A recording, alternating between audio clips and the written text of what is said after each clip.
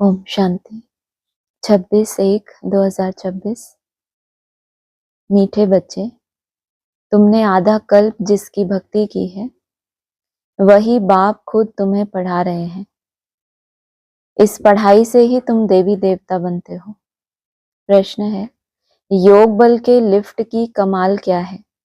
उत्तर, तुम बच्चे योग बल की लिफ्ट से सेकंड में ऊपर चढ़ जाते हो, अर्थात सेकंड में जीवन मुक्ति का वर्षा तुम्हें मिल जाता है। तुम जानते हो, सीढ़ी उतरने में 5000 वर्ष लगे और चढ़ते हैं 1 सेकंड में। यही है योग बल की कमाल। बाप की याद से सब पाप कट जाते हैं, आत्मा सतो प्रधान बन जाती है। भारत के उत्थान और पतन की कहानी कहाँ पर है? सीढ़ी उतरने में लगे 5000 वर्ष और चढ़ने में 1 सेकंड, और यही है योग बल की कमाल। कितने समय के योग बल की कमाल मिली? कितनी सेकंड में? 1 ही सेकंड में। लेकिन यात्रा कौन सी? लिफ्ट की बात बताई ना। एक है उल्टी सीढ़ी चढ़ना। उत्थान और पतन सबका एक जैसा तो नहीं होता ना। नीचे गिरने की गति, कोई 50-60 जन्म सुखी रहते हैं, कोई 82-83 जन्म सुखी रहते हैं, कोई एकदम लास्ट में। तो क्या कहें, जब उल्टी यात्रा करेंगे तो भी क्या होगा? सबका उत्थान पतन एक जैसा होगा। तो तुमको मिली है लिफ्ट। लिफ्ट से सेकंड में ऊपर चढ़ जाते हो। यही है योग बल की कमाल, है ना। ये जो थोड़ा थोड़ा तुमने इकट्ठा किया, इसकी कमाल तुमको जब रिजल्ट मिलती है तो कितना समय लगता है? 1 सेकंड। रूहानी बाप रूहानी बच्चों को बैठ समझाते हैं। रूहानी बाप की महिमा तो बच्चों को सुनाई है।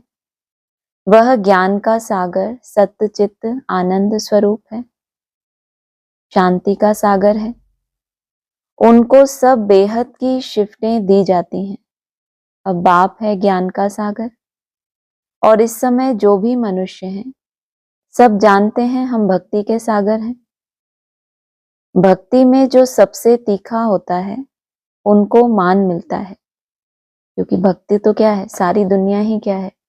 भक्ति के सागर हैं। लेकिन उसमें भी क्या है? सतो प्रधान अव्यभिचारी भक्ति। तो भक्ति में जो सबसे तीखा होगा उनको मान मिलता है। इस समय कलयुग में है भक्ति दुख, सतयुग में है ज्ञान का सुख। ऐसे नहीं कि वहां ज्ञान है तो यह महिमा सिर्फ एक ही बाप की है। सतयुग में क्या है? ज्ञान नहीं है, लेकिन क्या बताया, क्या है वहां पे? क्या महिमा? सतयुग में क्या है? ज्ञान का सुख बोला। ऐसे नहीं कि वहां ज्ञान है, तो जब ज्ञान ही नहीं है तो ज्ञान का सुख कहां से आया? तो कैसे आया? और वो ज्ञान जहां मिला है वहीं क्या किया? बाबा कहते हैं ना, तुम हेवनली गॉड फादर के बच्चे हो, फिर भी तुम दुखी क्यों हो? इसका मतलब वो ज्ञान सागर। हाँ, और हमारे पास क्या है? कुछ ना कुछ दुख है, तो भक्ति है या ज्ञान है? जब तक दुख है तब तक भक्ति है। सतयुग में है ज्ञान का सुख। ऐसे नहीं कि वहां ज्ञान है।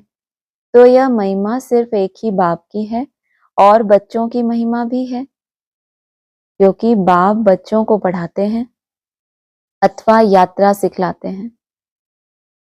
पढ़ाते हैं पहले और फिर बाद में क्या करें?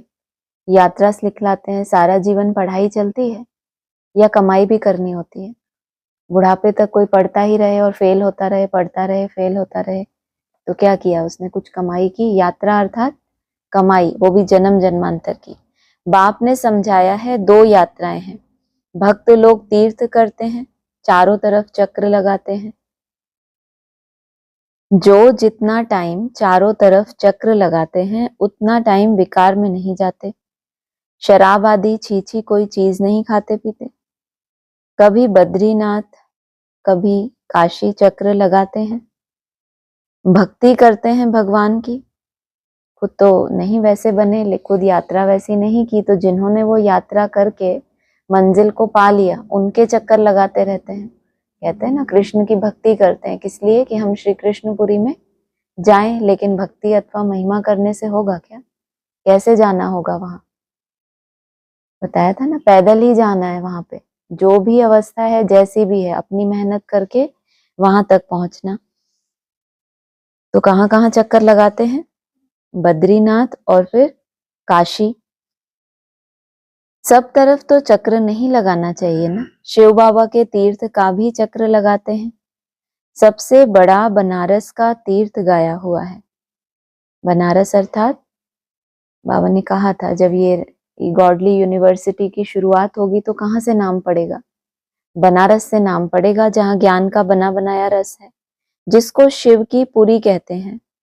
चारों तरफ जाते हैं, परंतु जिनका दर्शन करने जाते हैं अथवा जिनकी भक्ति करते हैं उनकी बायोग्राफी ऑक्यूपेशन का किसको पता नहीं। इसलिए उनको कहा जाता है अंधश्रद्धा। कुछ न कुछ प्राप्ति करना चाहते हैं, भले भक्ति के संस्कार हैं, लेकिन जो चारों तरफ भटक रहे हैं अभी भी किसको ढूंढ रहे हैं कि भगवान शायद इनमें प्रवेश है, शायद अब भगवान इनमें प्रवेश है, तो भटक रहे हैं ना, उनको किसी को ढूंढ रहे हैं ना, वो शिव की हुई ढूंढ रहे हैं। लेकिन अंतर क्या है? ना उसकी बायोग्राफी को जानते हैं और ना ही उसके ऑक्यूपेशन को जानते हैं। अगर ये दोनों चीजों को जाने तो जिसके द्वारा वो ढूंढ रहे हैं कि इनमें प्रवेश है, इनमें प्रवेश, तो वो ऑक्यूपेशन दिखना चाहिए ना, कि क्या पार्ट प्ले कर रहे हैं, कैसे पतितों को पावन बना रहे हैं। इसलिए उनको कहा जाता है अंधश्रद्धा। किसी की पूजा करना, माथा टेकना और उनकी जीवन कहानी को ना जानना, उसको कहा जाता है ब्लाइंड फेथ। घर में भी मनाते हैं, देवियों की कितनी पूजा करते हैं। मिट्टी की या पत्थर की देवियां बनाए उनको बहुत श्रृंगारते हैं। जितनी कैपेसिटी खुद की होगी, बुद्धि कैसी होगी, वैसी ही मूर्ति बनाएंगे ना। बहुत धनवान होगा तो क्या करेगा? सोने की मूर्ति बनाएगा, हीरे से उसको श्रृंगार करेगा। और फिर चट खाते में बुद्धि है तो क्या करेंगे? मिट्टी अथवा पत्थर की देवियां बनाए उनको बहुत श्रृंगारते हैं। समझो, लक्ष्मी का चित्र बनाते हैं, उनसे पूछो इनकी बायोग्राफी बताओ, तो कहेंगे सतयुग की महारानी थी। पीछे पूरी यात्रा भी तो बता दी ना, कैसे उत्थान होता है, योग बल की कमाल है कि क्या मिलता है 1 सेकंड में? जीवन मुक्ति। तो इनकी पूरी बायोग्राफी बताओ कि कैसे कैसे इन्होंने वो योग बल इकट्ठा किया है। त्रेता की फिर सीता थी, बाकी इन्होंने कितना समय राज्य किया। लक्ष्मी नारायण का राज्य कब से कब तक चला, यह कोई भी जानते नहीं। मनुष्य भक्ति मार्ग में यात्रा पर जाते हैं, यह सब है भगवान से मिलने के उपाय।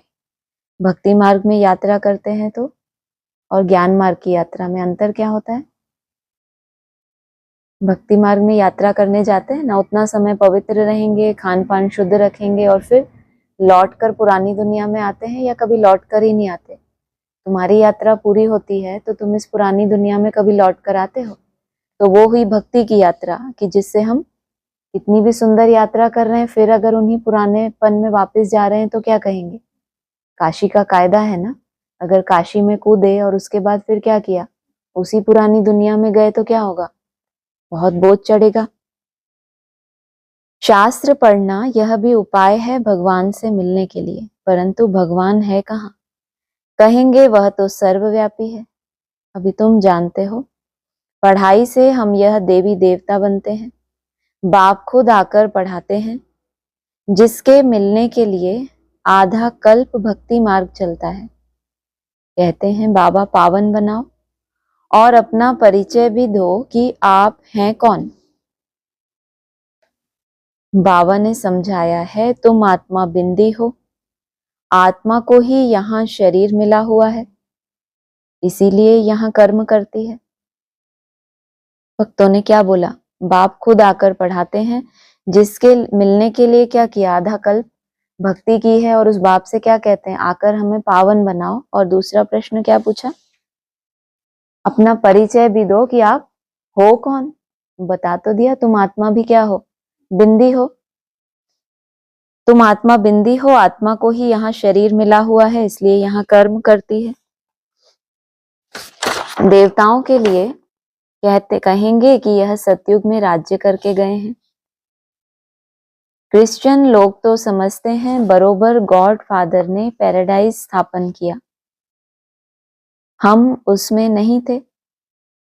भारत में पैराडाइज था, लेकिन समझ तो मिली उनको, किनको? क्रिश्चियंस को समझ मिली कि भारत में क्या स्थापन हुआ था, पैराडाइज। उन्हों की बुद्धि फिर भी अच्छी है। बुद्धि फिर भी अच्छी क्यों? उस दुनिया में पहुंच तो नहीं सके, फिर भी बाबा क्या कह रहे हैं, फिर भी बुद्धि अच्छी है। कम से कम क्या मिली, समझ तो आई। भारतवासी सतो प्रधान भी बनते हैं तो फिर तमो प्रधान भी बनते हैं। वह इतना सुख नहीं देखते तो दुख भी इतना नहीं देखते। अभी पिछाड़ी के क्रिश्चियन लोग कितना सुखी हैं। पहले तो वह गरीब थे। पैसा तो मेहनत से कमाया जाता है ना। पहले एक क्राइस्ट आया, फिर उनका धर्म स्थापन होता है, वृद्धि होती जाती है, 1 से 2, 2 से 4, फिर ऐसे वृद्धि होती जाती है। अभी देखो क्रिश्चियंस का झाड़ कितना हो गया है। फाउंडेशन है देवी देवता घराना। कौन से झाड़ की बात हो रही है? क्रिश्चियंस की। सबसे ज्यादा लेन देन का हिसाब किताब किसके साथ है इसका? कृष्ण के साथ। तो क्या बताया, फाउंडेशन है देवी देवता घराना। वह फिर यहाँ इस समय स्थापन होता है। पहले एक ब्रह्मा, फिर ब्राह्मणों की एडॉप्टेड संतान वृद्धि को पाते हैं। बाप पढ़ाते हैं तो बहुत ढेर ब्राह्मण हो जाते हैं। पहले तो यह एक था ना, एक से कितनी वृद्धि हुई है। और दूसरे धर्मों के लिए क्या बोला, क्रिश्चियन है, पारसी है, मुसलमान है, इनमें क्या होता है, वहां ब्राह्मण होते ही नहीं। यहाँ एक ब्रह्मा से कितने ब्राह्मण हो गए? कितनी होने की है, जितने सूर्यवंशी चंद्रवंशी देवताएं थे उतने सब बनने के हैं। पहले है एक बाप, उनकी आत्मा तो है ही। बाप आत्मा ही है या उनकी आत्मा तो है ही? बाप तो क्या है, शिव। बिंदी अर्थात है ही आत्मा। क्या बोला, उनकी आत्मा तो है ही। बाप की हम आत्माएं, संतान कितनी है? हम सब आत्माओं का बाप एक अनादि है। फिर सृष्टि का चक्र फिरता रहता है। जो आत्माओं का बाप है वो एक ही है, जो क्या है, अनादि है। जिसकी आदि को किसी ने देखा ही नहीं तो उसको क्या कहेंगे, अनादि है। फिर सृष्टि का चक्र फिरता रहता है। सब मनुष्य तो सदैव नहीं है ना। आत्माओं के बाप की बात हो रही है और क्या बोला, सब मनुष्य तो सदैव नहीं है ना। इसका मतलब वो कैसा है, सदा ही है और अनादि है। आत्माओं को भिन्न भिन्न पार्ट बजाना है। इस झाड़ का पहले पहले थुर है देवी देवताओं का, फिर उनसे ट्यूब्स निकली हैं। तो बाप बैठ बच्चों को समझाते हैं, बच्चों मैं आकर के क्या करता हूं, आत्मा में ही धारणा होती है। बाप बैठ सुनाते हैं, मैं आया कैसे। तुम सब बच्चे जबकि पतित बने हो तो याद करते हो। सतयुग त्रेता में तो तुम सुखी थे तो याद नहीं करते थे। आकर के क्या करता हूं, ये भी धारणा किस में होती है, आत्मा में ही धारणा होती है। उसके आने का पता भी कैसे चले। वैसे तो बाबा ने क्लियर बोल दिया, मैं कब आता हूँ कब जाता हूँ इस ब्रह्मा को भी पता नहीं पड़ता है। तो फिर मैं आकर के क्या करता हूँ और मैं आया कैसे, कब आया? शिव जयंती 18 के लिए कहा था बाबा ने, बाप और बच्चे की साथ साथ क्या होगी, मैं आया कैसे। मैंने ये तो आया जिसके लिए उनको ज्यादा पता हो ना कि कैसे आया, और आकर के क्या करता हूँ वो कर्तव्य भी तुम्हारे लिए हुआ। तुम क्या बने, पतित से पावन। तो बाप ने मुरली में कह दिया, मैंने तुमको पावन बना दिया। अब क्या करना है तुमको, औरों को आप समान बनाना है। द्वापर के बाद जब दुख जास्ती हुआ है तब पुकारा है, हे परमपिता परमात्मा बाबा। हाँ बच्चों सुना, तुमने जब पुकारा तो क्या हुआ, मैंने सुना। वैसे तो बाबा मुरली में साफ मना करते हैं, ऐसे थोड़ी मैं तुम्हारे बुलाने से आता हूँ। मेरे आने का समय फिक्स है। जब वो समय आता है तो मुझे क्या होता है, संकल्प उठता है कि मैं जाऊं। लेकिन दूसरी तरफ क्या बोला है, तुम बच्चों बगैर हमको भी क्या होता है, बेआरामी होती है। क्योंकि पहले तुम भी क्या थे, एकदम आराम में थे, तुमने कभी पुकारा ही नहीं। लेकिन तुमने पुकारा, हे परमपिता परमात्मा बाबा। तुमने सिर्फ परमपिता परमात्मा नहीं बोला, बिंदी को नहीं बुलाया, तुमने पीछे क्या लगाया, जो तुम्हारा संबंध है उसको भी तुमने ऐड किया। हाँ बच्चों सुना, क्या चाहते हो? बाबा आकर पतितों को पावन बनाओ। बाबा हम बहुत दुखी पतित हैं, हमको आकर पावन बनाओ। कृपा करो, आशीर्वाद करो, तुमने मुझे पुकारा है। बाबा आकर पतितों को पावन बनाओ। पावन सतयुग को कहा जाता है। यह भी बाप खुद बैठ बतलाते हैं। ड्रामा के प्लान अनुसार जब संगम युग होता है, सृष्टि पुरानी होती है, तब मैं आता हूं। तुम समझते हो सन्यासी भी दो प्रकार के हैं। वह है हठ योगी, उनको राजयोगी नहीं कहा जाता। उन्हों का है हद का सन्यास, घर बार छोड़ जाए जंगल में रहते हैं, गुरुओं के फॉलोअर्स बनते हैं। गोपी चंद राजा के लिए भी एक कथा सुनाते हैं। उसने कहा, तुम घर बार क्यों छोड़ते हो, कहाँ जाते हो? शास्त्रों में बहुत कुछ कहानियां हैं। अभी तुम बीके राजाओं को भी जाकर ज्ञान और योग सिखलाते हो। एक अष्टापा गीता भी है जिसमें दिखाते हैं राजा को वैराग्य आया, बोला हमको कोई परमात्मा से मिलाए। ब्राह्मणों की दुनिया में राजाई बेहद की मिलती कैसे है? कुछ ना कुछ रूलिंग, कुछ ना कुछ कंट्रोलिंग, ज्ञान योग रहता है तब क्या होती है?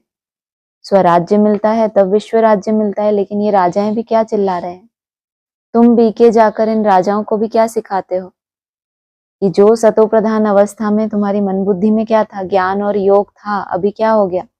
सेवा के विस्तार में वो सब तुम्हारी बुद्धि से लोप हो गया। अब केवल राजा ही रह गई, जिनको सतो प्रधान अवस्था में फॉलोअर्स बनाया।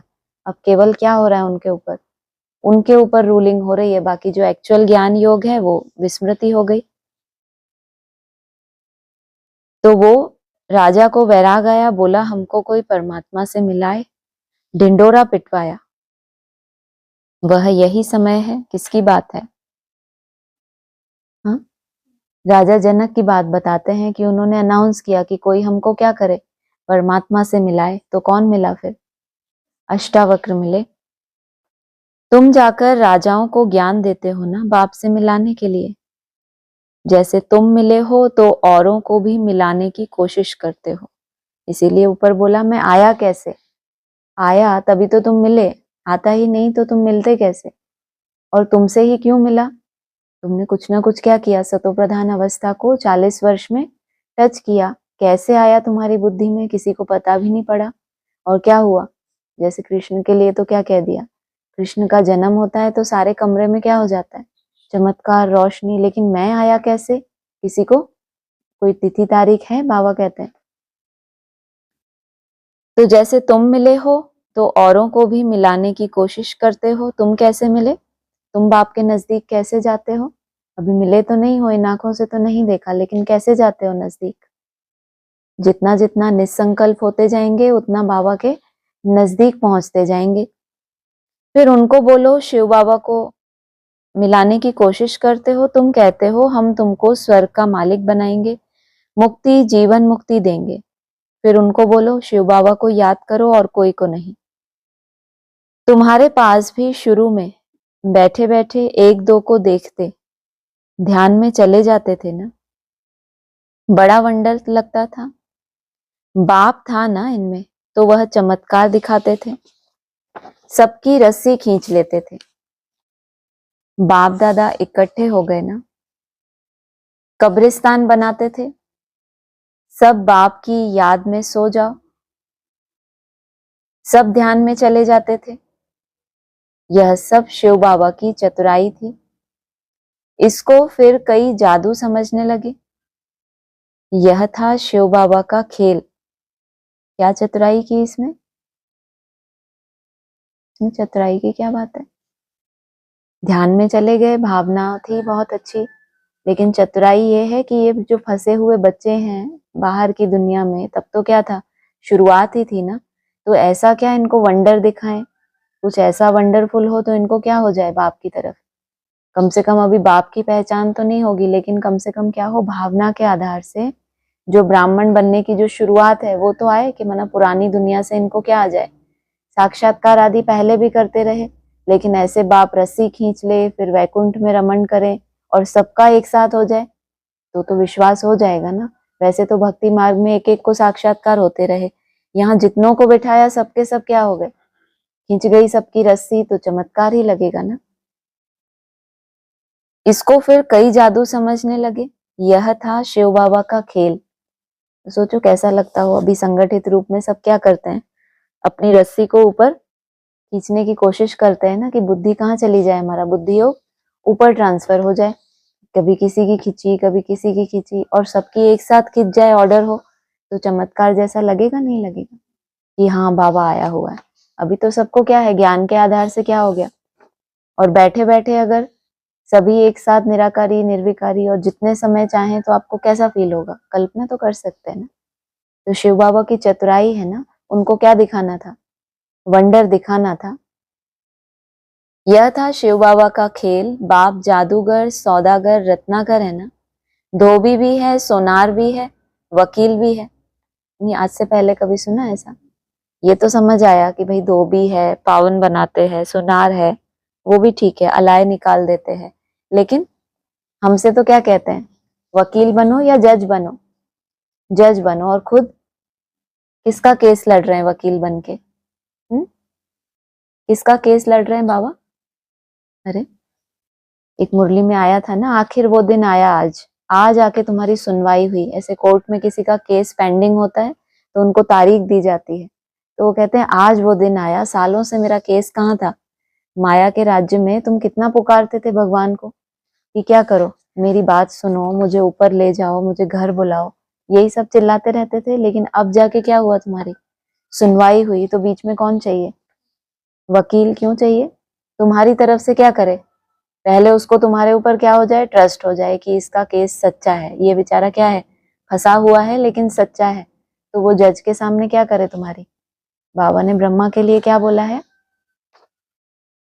जो इनकी दिल पर चढ़े तो उनके तख्त पर चढ़े, कि ये ब्रह्मा ही सर्टिफिकेट देंगे कि हाँ शिव बाबा ये क्या है, बच्चा योग्य बच्चा है, ना माँ ने तुमको क्या कर लिया, स्वीकार कर लिया, तब जाके शिव बाबा क्या करे तुमको, वो तुम्हारी जजमेंट करे कि हाँ ठीक है, कम से कम वकील कैसा मिला।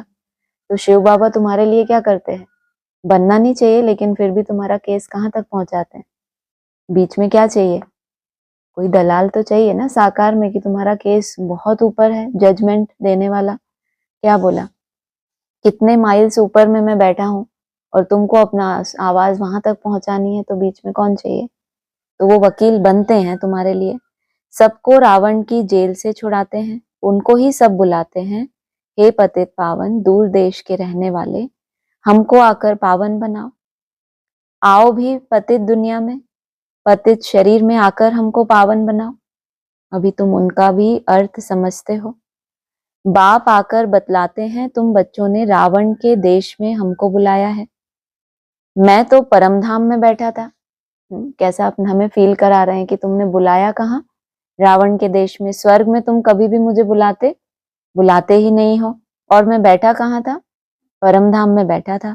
स्वर्ग स्थापन करने के लिए मुझे नर्क रावण के देश में बुलाया कि अब सुखधाम में ले चलो, और फिर सुखधाम में जाके तुम मुझे बुलाओगे भी नहीं। अभी तुम बच्चों को ले चलते हैं ना, तो यह है ड्रामा। मैंने जो तुमको राज्य दिया था वह पूरा हुआ, फिर द्वापर से रावण राज्य चला है, 5 विकारों में गिरे, उनके फिर चित्र भी हैं जगन्नाथपुरी में। पहले नंबर में जो था वही फिर 84 जन्म ले अब पिछाड़ी में है, फिर उनको ही पहले नंबर में जाना है। यह ब्रह्मा बैठा है, विष्णु भी बैठा है, इनका आपस में क्या कनेक्शन है दुनिया में कोई नहीं जानते। बिठाया हुआ कहाँ दिखाते हैं, ब्रह्मा को ब्रह्मापुरी में दिखाया, कहाँ दिखाया, आकाश तत्व में। किसको दिखाते हैं, हाँ विष्णु को, हाँ ब्रह्मा को दिखाते हैं, विष्णु को तो कहाँ दिखा देते हैं, क्षीर सागर में दिखाते हैं, एकदम गहराई में। और इनका आपस में क्या कनेक्शन है, क्या कनेक्शन है, विष्णु की नाभि से ही किसका जन्म होता है, ब्रह्मा का जन्म होता है। उसको पता था क्या, दिखाते हैं नाभि से पैदा हुआ, फिर स्मृति ही नहीं थी कि मेरा जन्म क्यों हुआ है, मेरा क्या कर्तव्य है।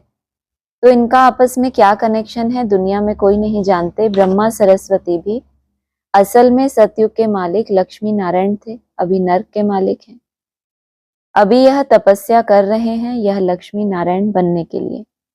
देलवाड़ा मंदिर में पूरा यादगार है। बाप भी यहाँ ही आए हैं, इसीलिए अब लिखते भी हैं। आबू सर्व तीर्थों में, सब धर्मों के तीर्थों में मुख्य तीर्थ है, क्योंकि यहाँ ही बाप आकर सर्व धर्मों की सद्गति करते हैं। कौन सा धाम बनता है? माउंट आबू में परम धाम का बाबा ने बताया। 3 जो स्थान तैयार होते हैं, एक अहमदाबाद, एक माउंट आबू और तीसरा जमुना किनारे स्वर्ग की दुनिया, बाबा ने बताया। तो जहां परम धाम की रूपरेखा तैयार हो, वहां क्या होगी? जो दूसरे धर्म वाली आत्माएं हैं उनको क्या मिलेगी? मुक्ति। और तुम बच्चों को, जिन्होंने यहाँ ही क्या कर लिया, अपनी परम धाम की स्टेज बनाई, उनको नई दुनिया में ट्रांसफर करेंगे। तुम शांति धाम होकर फिर स्वर्ग में जाते हो, बाकी सब शांति धाम में चले जाते हैं। वह है जड़ यादगार, यह है चैतन्य। जब तुम चैतन्य में वह बन जाएंगे तो फिर यह मंदिर आदि सब खत्म हो जाएंगे। बोला भी है, मंदिर हो, मस्जिद हो, गिरजाघर, ये सब क्या हो गए? चलने लग पड़ेंगे। चलने लग पड़ेंगे माना स्थिरियम नहीं रहे, चलने लग पड़े माना हट गए अपनी स्टेज से। जो भी इन्होंने घोषणाएं की थी, भविष्यवाणियां की थी, उनसे क्या हो गया? मन बुद्धि हिल गई। कब? जब तुम चैतन्य में वह बन जाएंगे, फिर भक्ति मार्ग में यह यादगार बनाएंगे। अभी तुम स्वर्ग की स्थापना कर रहे हो। मनुष्य समझते हैं स्वर्ग ऊपर में है, और तुम क्या कर रहे हो? उसकी स्थापना कर रहे हो। कैसे? स्व स्थिति में जाकर। कोई स्व स्थिति में जाना माना कोई स्थान है या क्या है? अपनी स्मृति है जो खोई हुई थी। कहते हैं ना, स्वर्ग है और उससे भी ऊपर क्या है? वैकुंठ है। वैकुंठ अर्थात जहां कोई भी कुंठा नहीं है। अब उससे नीचे क्या बताया? स्वर्ग है ना। तो स्व स्थिति में गया। जब तक उसको पता ही नहीं था कि मैं आत्मा हूं, जब स्व में गया तो उसको क्या पता चला? कोई कमरा हो, सालों से बंद पड़ा हो, कभी खोला ही नहीं। तो जब उसके अंदर जाओगे तब आपको पता चलेगा ना, ये गंदगी है, ये गंदगी है, यहाँ सफाई होनी चाहिए। तो पहले तो आपको ले जाया जाता है कहाँ? कि जान तो लिया तुमने कि मैं आत्मा हूँ, दुनिया भी जानती है, कोई बड़ी बात है क्या? लेकिन जब तुमने एंटर किया वहां, जब मैं आत्मा कौन हूँ, सिर्फ ऐसा नहीं कि हम सब आत्मा है, मैं उस स्व स्थिति में जाऊं, जिससे क्या हो गई? मेरी विस्मृति हो गई। जब स्व स्थिति में गया तो पता चला कि अंदर में क्या क्या कुंठाएं भरी हुई हैं। उससे पहले तो जाना ही नहीं था। और फिर उन कुंठाओं को समाप्त करने के लिए तुम क्या करते हो? यात्रा करते हो। तो कैसे स्थापना होती है? पहले स्व स्थिति में जाना, फिर जाकर वहां अंदर जो कुछ है जन्म जन्मांतर का किचड़ा, उसकी सफाई करना, और फिर सब कुंठाओं से पार होके वैकुंठ जाना या परमधाम जाना। मनुष्य समझते हैं स्वर्ग ऊपर में है। अभी तुम समझते हो यही भारत स्वर्ग था, अभी नर्क है। यह चक्र देखने से ही सारा ज्ञान आ जाता है। द्वापर से और धर्म आते हैं, तो अभी देखो कितने धर्म हैं। यह है आयरन एज। अभी तुम संगम पर हो। सतयुग में जाने के लिए पुरुषार्थ करते हो। कलयुग में है सब पत्थर बुद्धि, सतयुग में है पारस बुद्धि। तुम ही पारस बुद्धि थे, तुम ही फिर पत्थर बुद्धि बने हो, फिर पारस बुद्धि बनना है। अब बाप कहते हैं, तुमने हमको बुलाया है तो मैं आया हुआ हूं, और तुमको कहता हूं काम को जीतो तो जगत जीत बनेंगे। मुख्य यह विकार ही है। सतयुग में है सब निर्विकारी, कलयुग में है विकारी। बाप कहते हैं, बच्चे अब निर्विकारी बनो। 63 जन्म विकार में गए हो, अब यह अंतिम जन्म पवित्र बनो। अभी मरना भी सबको है। मैं स्वर्ग स्थापन करने आया हूं, तो अब मेरी श्रीमत पर चलो। मरना भी है, लेकिन मरने से पहले भी क्या लक्ष्य देते हैं? क्या बन जाओ? तुम्हारी बुद्धि में बीज पड़ जाए। जैसे वानप्रस्थियों के लिए भी बोला था मुरली में कि मरने से पहले उनको रास्ता तो बता दो कि अगले जन्म में उनकी कुछ सदगति हो शायद। मैं स्वर्ग स्थापन करने आया हूं, तो अब मेरी श्रीमत पर चलो। मैं जो कहूं वह सुनो। अभी तुम पत्थर बुद्धि को पारस बुद्धि बनाने का पुरुषार्थ कर रहे हो। तुम ही पूरी सीढ़ी उतरते हो फिर चढ़ते हो। तुम जैसे जिन्न हो, जिन्न की कहानी है ना। उसने बोला काम दो, तो राजा ने कहा अच्छा सीढ़ी उतरो और चढ़ो। बहुत मनुष्य कहते हैं भगवान को क्या पड़ी थी जो सीढ़ी चढ़ाते और उतारते हैं।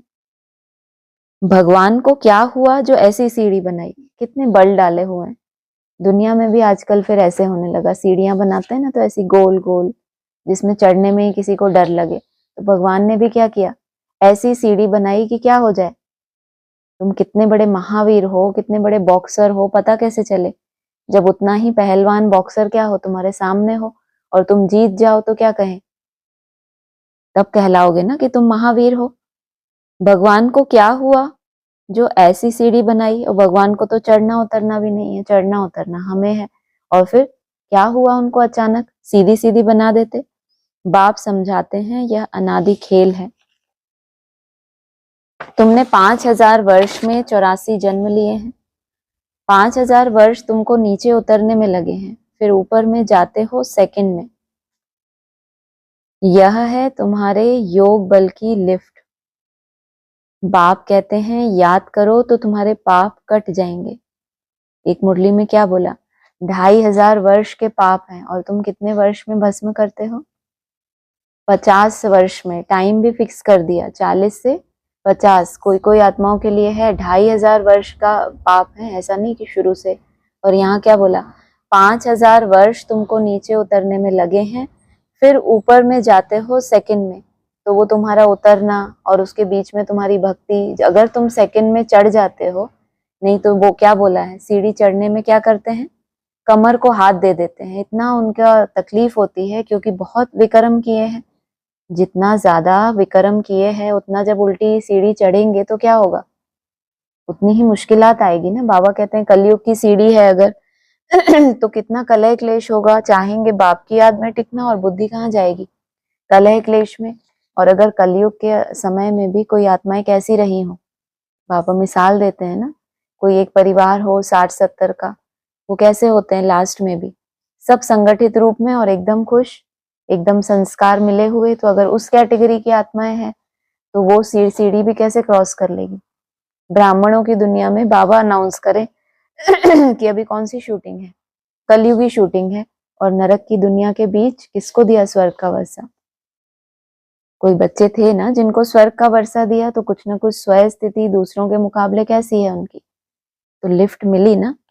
तो कहेंगे याद, बाप कहते हैं याद करो तो तुम्हारे पाप कट जाएंगे।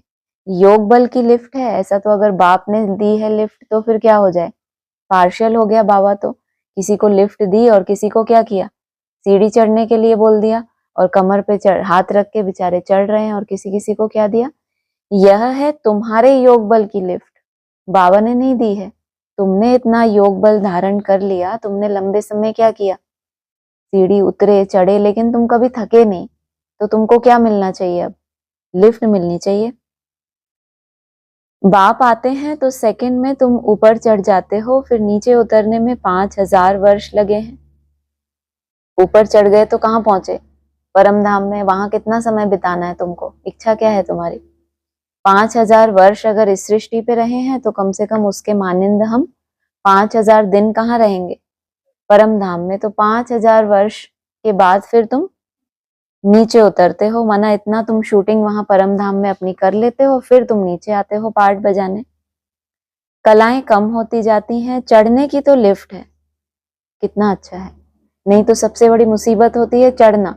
उतरना क्या होता है, बहुत आसान होता है, ऐसे फिसलते चले जाओ। बच्चे होते हैं ना, बाबा कहते हैं सीढ़ी चढ़ते हैं और ऐसे बैठते हैं और बस फिसलने के लिए मेहनत करते हैं, फिर से चढ़ते हैं फिर फिसलते हैं। बाबा क्या कह रहे हैं, कलाएं कम होती जाती हैं, चढ़ने की तो लिफ्ट है। सेकंड में जीवन मुक्ति, सतो प्रधान बनना है, फिर आहिस्ते आहिस्ते तमो प्रधान बनेंगे।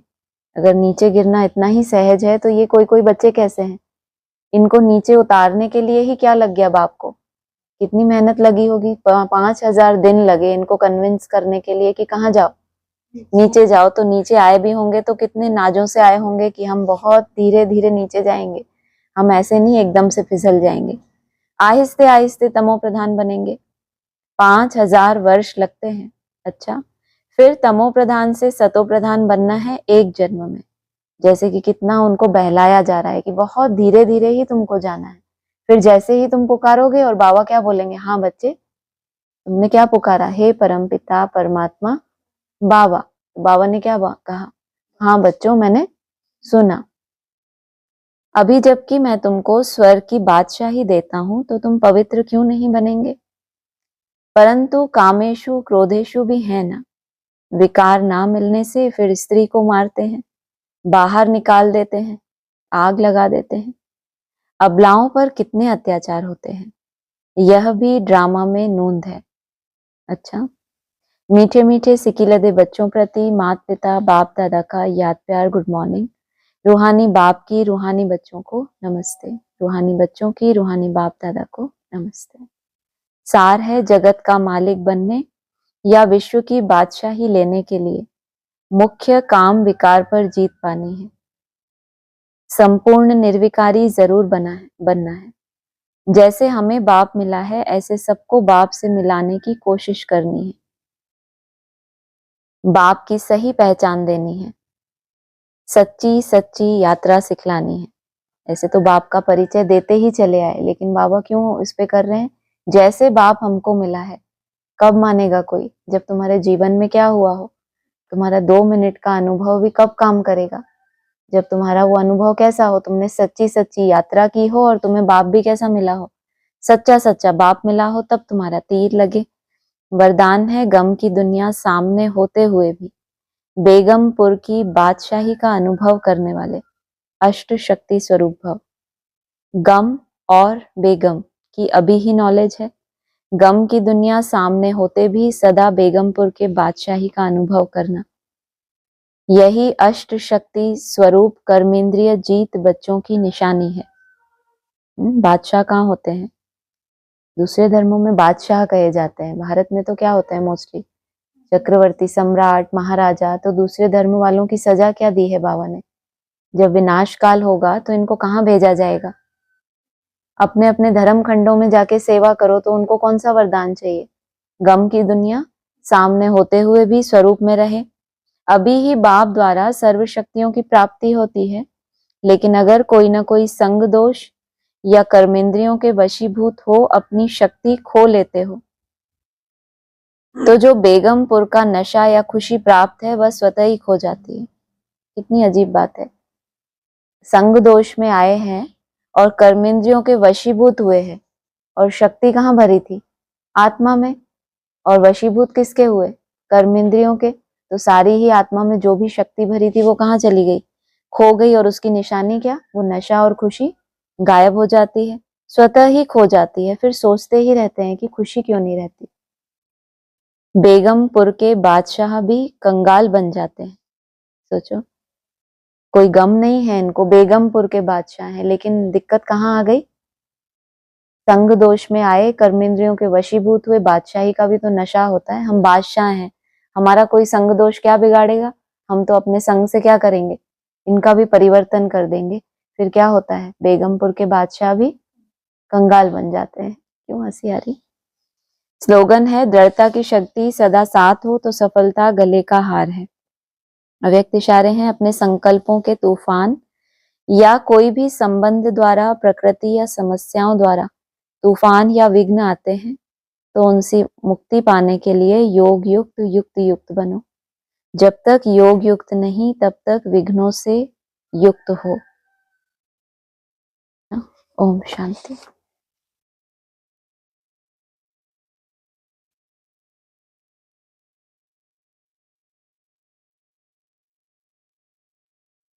छब्बीस 3/2025।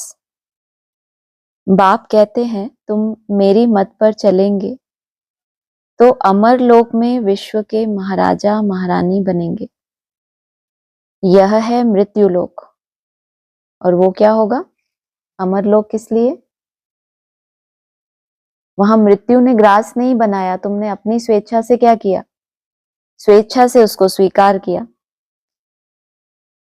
अभी कितने ढेर मनुष्य हैं, फिर 9-10 लाख होंगे। सतयुग आदि में कितना छोटा झाड़ होता है, प्रलय तो कभी होती नहीं। तुम जानते हो जो भी मनुष्य मात्र हैं, उन सबकी आत्माएं मूल वतन में रहती हैं। उनका भी झाड़ है। बीज डाला जाता है, उनसे सारा झाड़ निकलता है ना। पहले पहले 2 पत्ते निकलते हैं। यहाँ इस सृष्टि में क्या है, प्रलय कभी भी होती नहीं है। उस नई सृष्टि में 9-10 लाख होते हैं, तो क्यों बोल दिया कि बहुत बड़ी प्रलय आई थी? क्यों? जब बहुत थोड़े मनुष्य बचे तो जैसे कि क्या समझ लिया, जब मोस्टली आत्माएं समाप्त हो गई तो जैसे कि प्रलय हो गई, क्योंकि बहुत थोड़े बचे। जो भी मनुष्य मात्र हैं उन सबकी आत्माएं कहाँ रहती हैं? मूल वतन में रहती हैं। और वहां भी क्या है उनका झाड़। तो अभी क्या कर रही है, बैक जर्नी करेंगी तो अपनी अपनी उस स्टेज पे जाकर वहीं जाकर उनको सेटिस्फेक्शन आएगा। कोई को कम कलाओं में भी सेटिस्फेक्शन क्यों आ जाएगी? क्योंकि उस आत्मा में क्या है, वो परम धाम में भी उसी कैटेगरी की आत्मा थी। बीज डाला जाता है, उनसे सारा झाड़ निकलता है। बीज तो हर एक के अंदर परमात्मा ने कैसा डाला, ज्ञान का एक जैसा बीज डाला, फिर हर एक का अपना अपना झाड़ निकलता है। पहले पहले 2 पत्ते निकलते हैं, यह भी बेहद का झाड़ है। अगला, अब बाप द्वारा तुम त्रिकालदर्शी बनते हो। बाप कहते हैं मैं जो हूं, जैसा हूं, मुझे यथार्थ रीति कोई नहीं जानते। अयथार्थ रीति क्या क्या कह देते हैं। भगवान क्या है, हाँ सर्वशक्तिवान है, लेकिन साथ में क्या बोल देते हैं, निराकार है, सर्वव्यापी है, और क्या क्या ग्लानि करते हैं, जानी जाननहार है, अंतर्यामी है। और बाबा ने क्या किया, सारी बातें कैंसिल कर दी कि मैं कोई जानी जाननहार नहीं हूं। मैं क्या हूं, बीज रूप होने के कारण सदा ही क्या हूं, बीज रूप अवस्था में हूं। तुम भी जब उस बीज रूप अवस्था में टिकते हो तो क्या होता है, तुम्हारे अंदर ज्ञान इमर्ज होता जाता है। बाबा ने बोला ना, ये बाबा भी ज्ञान का सागर है। जब समय आता है तो ज्ञान इमर्ज होता जाता है। पहले से थोड़ी जानता था कि क्या बोलूंगा। बोला ना मुरली में क्या सुनाना है। तो चाहे बीज रूप होने के कारण वो क्या है, सारी नॉलेज उसमें भरी हुई है, समय अनुसार इमर्ज होती रहती है। तुम्हारे में भी नंबरवार हैं, जो जानने वाले हैं उनको बोला क्या, क्या बोला, तुम्हारे में भी नंबरवार हैं। अगर यथार्थ रीति जानते तो कभी छोड़ते नहीं, तो कभी छोड़ देते हो, छोड़ देते हो बाप को, छोड़ते ही नहीं। अगर यथार्थ रीति जानते तो मन बुद्धि से कभी छोड़ पाते? क्या बोला, जानकारी तो क्या है, जानत तुम्हें हुई जाई। अगर जानते तो कभी छोड़ते नहीं। यह है पढ़ाई, भगवान बैठ पढ़ाते हैं। कहते हैं मैं तुम्हारा ओबीडियंट सर्वेंट हूं। बाप और टीचर दोनों ओबीडियंट सर्वेंट होते हैं ना। ड्रामा में हमारा पार्ट ही ऐसा है। फिर साथ ले जाऊंगा, बाप के रूप में और टीचर के रूप में तुमको मिला। किस रूप में, टीचर ने इतनी विस्तार से पढ़ाई पढ़ाई, लेकिन रहा कैसा, सर्वेंट रूप में रहा या राजा के रूप में रहा? कोई मान मर्तबा लिया क्या ब्राह्मणों से? और ही क्या लिया, कलंक धारण किए। तो क्या कहेंगे, ओबीडियंट सर्वेंट हुए। कहते हैं ना बाबा, सबसे अच्छा सर्वेंट कौन सा होता है, जो मालिक की सेवा भी करे। और हाँ बोलो, हाँ उसकी 10 बातें भी सुने। तो इनने तो क्या किया, सारी दुनिया की ही सैकड़ों बातें सुन ली, और क्या किया, अपने बच्चों की निष्काम सेवा भी की। तो ड्रामा में पार्ट ही ऐसा है। फिर साथ ले जाऊंगा, किसके द्वारा, जब गुरु के रूप में आऊंगा तब सबको देख लूंगा। तुमने क्या किया, जब ओबीडियंट सर्वेंट के रूप में आया तो क्या किया, कलंक ही धारण करवाए। फिर मैं क्या करूंगा, तुमको साथ ले जाऊंगा। कंडीशन क्या बताई, तुम चाहो या ना चाहो, हड्डी हड्डी तोड़ दूंगा। ये सब मुरली में आया ना। तो कैसे भी करके तुमको वापस ले जाऊंगा। जब तुमको ओबीडियंट सर्वेंट के रूप में पढ़ाया तो तुमने क्या किया, अगर उस पढ़ाई का रिस्पेक्ट नहीं किया, धारण नहीं किया, तो फिर क्या करूंगा, फिर दूसरे रूप में आऊंगा। कैसे, तुमको साथ ले जाने के लिए, ताकि बाप के ऊपर उंगली ना उठे कि भगवान तो प्यार का सागर है, वो कैसे मार का सागर होता है। फिर साथ ले जाऊंगा, श्रीमत पर चल, पास विद ऑनर होना चाहिए। पढ़ाई तो बहुत सहज है। सबसे बूढ़ा तो यह पढ़ाने वाला है। शिव बाबा कहते हैं मैं बूढ़ा नहीं। इनको भी बूढ़ा कहलाना अच्छा नहीं लगता। दुनिया में भी लोग होते हैं ना, बिल्कुल बूढ़ा कहलाना, कोई अंकल बोले तो उनको बड़ा फील होता है कि अरे हम तो इतने बूढ़े नहीं है। कोई दादाजी बोल दे तो उनको कैसा लगता है। तो ये भी क्या कह रहे हैं, ये जो पढ़ाने वाला है साकार, ये क्या है, ये फिर भी बूढ़ा है। शिव बाबा कहते हैं मैं बूढ़ा नहीं, आत्मा कभी बूढ़ी नहीं होती। किस आधार से बुढ़ापे को कंट्रोल किया हुआ है इन्होंने, जो कह रहे हैं मैं बूढ़ा नहीं होता। हाँ, आगे ही तो बता दिया, आत्मा कभी बूढ़ी होती ही नहीं। तो आत्मा बूढ़ी वैसे भी होती है क्या? बिंदी बिंदी कैसे बूढ़ी हो जाएगी? बाकी पत्थर बुद्धि बनती है। पत्थर बुद्धि बन जाएगी तो फिर बुढ़ापा माना चौथी अवस्था तमो प्रधान, वो तो हम समझते ही हैं कि आत्मा की तमो प्रधानता अर्थात उसका बुढ़ापा। लेकिन बोलने की जरूरत क्या थी? आत्मा कभी बूढ़ी नहीं बनती। अगला है स्वर्ग में आने वाले जो होंगे वह होंगे सतो प्रधान। फिर पीछे सतो रजो तमो में आते हैं। जो पीछे आते हैं उन आत्माओं ने निर्विकारी दुनिया तो देखी ही नहीं है। बताओ, स्वर्ग में आने वाले जो होंगे वो हो गए सतो प्रधान, और उसके पीछे सतो रजो तमो। सतो को भी क्या कह रहे हैं? इन्होंने संपूर्ण निर्विकारी दुनिया तो क्या किया? देखी ही नहीं। तो यह आत्माएं ऐसे ऐसे कहेंगी कि इन बिगर हम रह नहीं सकते। सूर्यवंशी जो होंगे उनको तो फौरन बुद्धि में आएगा, यह तो सत्य बात है। क्या समझा? कुछ समझ आया? अजीब सा नहीं लगा आप लोगों को? नहीं समझ आया? फिर से पढ़ो, शुरू से पढ़ते हैं। स्वर्ग में आने वाले जो होंगे वह होंगे सतो प्रधान, ठीक। फिर पीछे सतो रजो तमो में आते हैं ना, जो पीछे आते हैं उन आत्माओं ने निर्विकारी दुनिया तो देखी ही नहीं है। तो यह आत्माएं ऐसे ऐसे कहेंगी जिन्होंने निर्विकारी दुनिया देखी ही नहीं। सतो मान लो, सतो मान लो, सतो प्रधान के बाद नेक्स्ट सतो, वो क्या कहेंगी? इन बिगर हम रह नहीं सकते। कोई है उनका जिसके बिगर वो, सिर्फ भगवान नहीं है लेकिन कोई और भी है जिनके बिगर वो रह नहीं सकते। सूर्यवंशी जो होंगे उनको तो फौरन बुद्धि में आएगा, उनके मुकाबले अब कहाँ पहुंचे? सूर्यवंशी जो होंगे उनको तो माना, उनको नहीं जिनकी बात पहले की, इनको तो फौरन बुद्धि में आएगा। यह तो सत्य बात है। तो क्या करेंगे? एक दूसरे की तरफ भी देखेंगे क्या? कैसे खड़े हो जाएंगे? एक शिव बाबा दूसरा ना कोई।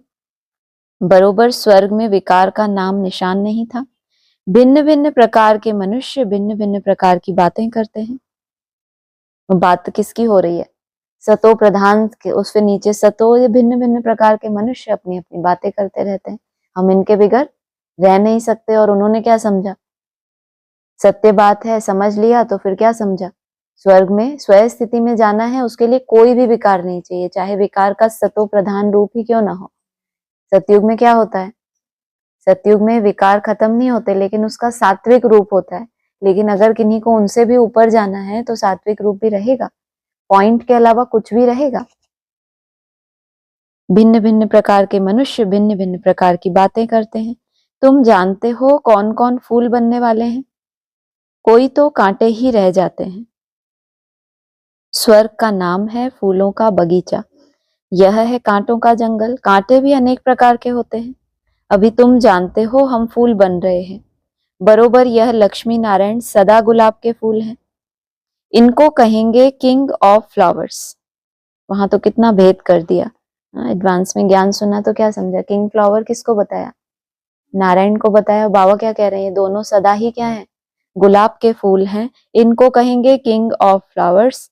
देवी फ्लावर्स का राज्य है ना, जरूर उन्होंने भी पुरुषार्थ किया होगा।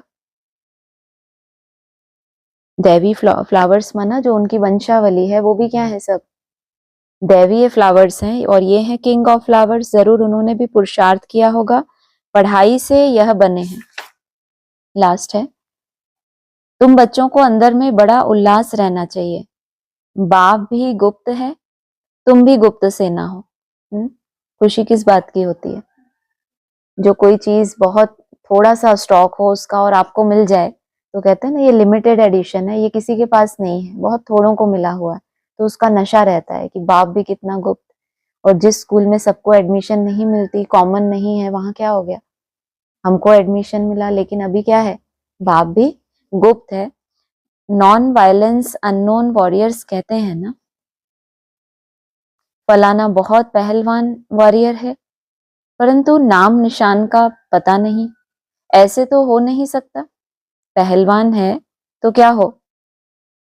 बहुत पहलवान है और अता पता ही नहीं है क्या पुरुषार्थ किया, कभी बहुत अच्छा किया और फिर दिखाई ही नहीं दिए। ऐसे तो हो नहीं सकता, गवर्नमेंट के पास एक एक का नाम निशान पूरा रहता है। अननोन वॉरियर्स नॉन वायलेंस, यह तुम्हारा नाम है। अच्छा, ओम शांति।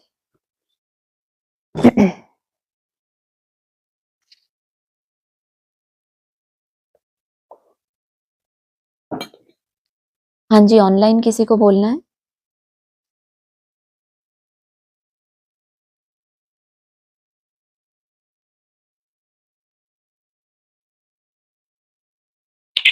हाँ जी दीदी, ओम ओम शांति। शांति। हाँ जी। हाँ, ना बाबा ने मुरली में बोला है कि मैं पूज्य पुजारी नहीं बनता, हाँ जी। है ना। लेकिन बाबा ने कल संगठन क्लास में हमने सुना था, विजय विहार में बाबा ने क्लास जो चलाई, उसमें बाबा ने जैसे बोला कि जो ऊपर दिखाया है त्रिमूर्ति के चित्र में, वो लाइट का गोला, वो शिवलिंग, वही शिवलिंग है जिसकी देश विदेश में हर जगह पूजा होती है। पर मुरली में भी हमने सुना था, बाबा ने कहा कि भगवान के जितने भी चित्र हैं वो सब काले दिखाए हैं। हाँ जैसे जी। राम को भी काला दिखाया हाँ है, जी। शंकर को भी काला दिखा हाँ दिया, जी। कृष्ण को भी काला दिखाया है। कोई है कलमुए, उन्होंने किसी ने मेरी पिंडी भी काली कर दी। हाँ, बाबा ने ये भी लेकिन बताया है कि कोई काला होगा जिसने बैट काला बनाया होगा, ये भी मुरली का पॉइंट है। हाँ, तो फिर ये शिवलिंग की पिंडी जो है, जो पूजा हो रही है, तो ये वास्तव में किसकी पूजा है? अव्यक्त ज्योतिर्लिंगम का ही स्वरूप है, पूजा जाता है। बाबा ने मुरली में जो कहा है कि मैं ना पूज्य बनता हूँ ना पुजारी बनता हूँ, वो बनता नहीं है लेकिन वो सदा ही पूज्य है। इसीलिए आपने कभी सुना हो मुरली में, मैं एवर पूज्य हूँ। तुम पूज्य बनते हो, पुजारी बनते हो, उनको बनना नहीं है, वो सदा ही है, क्योंकि सदा ही सतो प्रधान है, तो एवर पूज्य है। हाँ जी। फिर जैसे बाबा ने मुरली में ये भी बोला कई बार कि पत्थर बुद्धि बना होगा, क्लैरिफिकेशन में दिया कि कुछ ना कुछ पत्थर बुद्धि बना होगा, इसलिए पत्थर का भी लिंग बनाते हैं। हाँ बिल्कुल, वो तो साकार वो स्वरूप की यादगार है। जो संगम पर शिवलिंग स्वरूप धारण करने वाली आत्माएं हैं नंबरवार, उनमें जो नंबर 1 होता है, बाकी बाप ने तो अपने लिए बता दिया, मैं तो एवर पूज्य हूँ, सदा ही सतो प्रधान हूँ, आज भी आया। मनुष्य तो सदैव नहीं रहते, बाप तो अनादि है, इसीलिए अनादि काल से ही सबसे ज्यादा बाबा ने कहा शिवलिंग के ही स्वरूप मिलते हैं, खुदाइयों में भी। लेकिन जो उनके प्रैक्टिकल स्वरूप होते हैं, जो यहाँ पर बनते हैं, वैसा बाप समान बनने का पुरुषार्थ करते हैं और वैसा बनते भी हैं, तो वो शास्त्रों उस हिसाब से बाबा ने क्लैरिफिकेशन दिया है। क्योंकि जब बाबा ने ये क्लैरिफिकेशन दिया है शिवलिंग के बारे में, तब अव्यक्त ज्योतिर्लिंगम का परिचय नहीं दिया गया था एडवांस ज्ञान में। एडवांस ज्ञान में अव्यक्त ज्योतिर्लिंगम का परिचय है 2017 के बाद। उससे पहले शिवलिंग का जो स्वरूप है वो केवल साकार मूर्तियों को ही समझा जाता था। बाबा ने तो मुरली में, साकार मुरली में कई बार बोला है कि बिंदी की पूजा कैसे करें, तो पूजा के लिए उन्होंने बड़ा स्वरूप बना दिया है। लेकिन हम तब इस बात से अनभिज्ञ थे ना कि मैं नाम रूप से न्यारा नहीं हूँ, मेरा नाम भी है शिव, मेरा स्वरूप भी है अव्यक्त ज्योतिर्लिंगम, त्रिमूर्ति के चित्र में ही लिखा हुआ है साइड में। तो उस समय बाबा ने जो क्लैरिफिकेशन दिए हैं, तब तक के लिए शिवलिंग का जितना स्वरूप हमें समझाया गया था, बाद में जो पढ़ाई पढ़ाई जाती है वो रिफाइन होती जाती है। बाबा ने कहा नई नई पॉइंट्स निकलती रहती हैं, तो जो पुरानी पॉइंट्स हैं उनको छोड़ना पड़ता है, क्योंकि उनका ही तो सार निकला है। जब बाबा को जो बात बतानी होती है तब वो बताते हैं। तो जब रहस्य ही खुल गया कि ऊपर जो शिवलिंग का स्वरूप दिखाया है वो प्रैक्टिकल में है, तो फिर तो हमारे लिए, हमारे सामने एवरलास्टिंग स्वरूप आ गया ना। क्योंकि ये जो मूर्तियां हैं, 3 मूर्तियां, ये तो अपना स्वरूप केवल संगम पर धारण करती है। बाकी जो सदा ही है, अनेक जन्मों से तो हम उसके लिए ही भक्ति करते थे ना, उनके पास जाने के लिए ही भक्ति की है। तो उस एवरलास्टिंग बाप का परिचय लास्ट में ही आकर मिलता है। हाँ जी। तो ये जो पत्थर बुद्धि बनता है, कुछ ना कुछ पत्थर बुद्धि बनता है, तो ये पहले का क्लैरिफिकेशन है, अब इस बात को पहले का है। बाकी ये कहेंगे कि जो बनाने वाले हैं, जो सबसे पहले पहले बनाने वाला था, उसने सतो प्रधान क्यों बनाया, उसने सोने का ही क्यों बनाया? जिसकी जैसी बुद्धि होती है उसको वैसा ही प्रेरणा होगी। और जो युग है, युग का अपना प्रभाव होता है। हर एक आत्मा माना जो बहुत साहूकार होंगे, आज भी बात हुई, बहुत हीरे जवाहरों के महल बनाए, तो मन बुद्धि खुद की जैसी होती है। भगवान को भी, अभी जैसे तामसी मनुष्य हैं तो भगवान को भोग कैसा लगाते हैं? बाबा कहते हैं मैं तो अभोक्ता हूं, लेकिन भक्तों को जो खुद पसंद होता है वही भगवान को भोग लगाते हैं। तो जिसकी जैसी बुद्धि, राजसी है, सतो है, सतो प्रधान है, तो भगवान को भी वैसा ही बना लेते हैं, उस स्वरूप में ढाल लेते हैं। जैसे भक्ति में हुआ है वैसे ही यहाँ ज्ञान में होता है।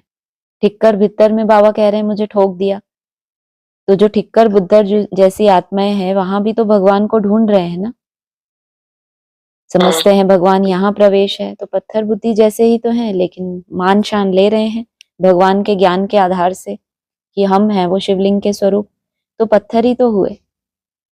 बाकी जो नंबर 1 है उनके लिए तो नहीं कहेंगे, बाबा ने तो बॉम्बे की डिस्कशन में बोला है, मुरली में भी आया है, ये अंतिम जन्म तक इतनी ज्योति रहती है उन आत्माओं में कि भगवान की प्रेरणाओं को कैच कर सके।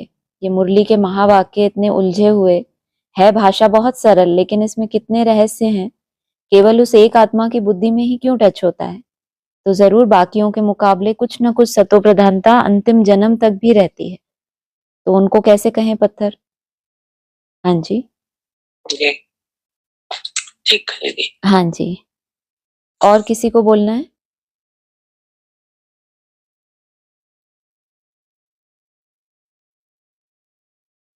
ठीक है, ओम शांति।